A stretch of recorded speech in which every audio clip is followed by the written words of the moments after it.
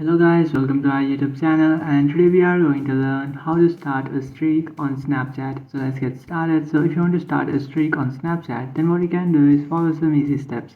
First, what you have to do is open up your Snapchat application. After opening up your Snapchat application, now what you can do is just simply take a snap from your camera roll. So after taking a snap, now what you can do is just simply tap on send to.